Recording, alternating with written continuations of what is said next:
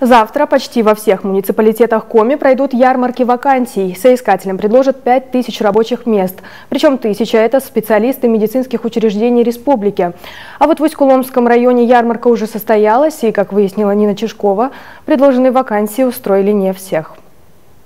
В Усть-Куломском доме культуры не протолкнуться. Потенциальные работники старательно заполняют анкеты. На выбор 84 вакансии. Больше всего муниципалитету нужны учителя.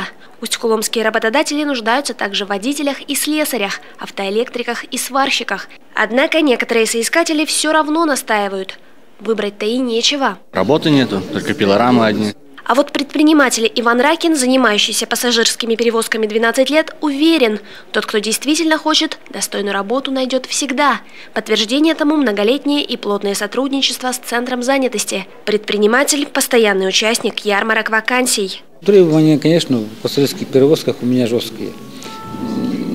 Дисциплину, я очень люблю дисциплину, не всякий может работать. Те, кто работает, они работают давно уже. А зарплата-то у них, я думаю, что приличная по сравнению у нас в районе Усть-Куломе, то никто не обижался насчет зарплаты.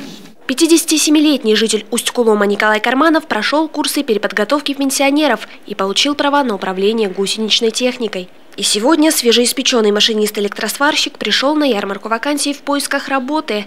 Программы переподготовки, считает пенсионер, пожилым людям очень нужны. Важно для себя лично, чтобы, если есть возможность поддержать семью, детей, внука, внучку,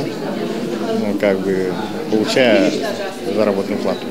Впрочем, если пенсионеры получают новые специальности, то молодежь в районе зачастую остается без профессии. Около 40% молодежи сегодня по району не имеет профессии. И которые стоят на учете в Центре занятости, тоже профессии не имеют сегодня.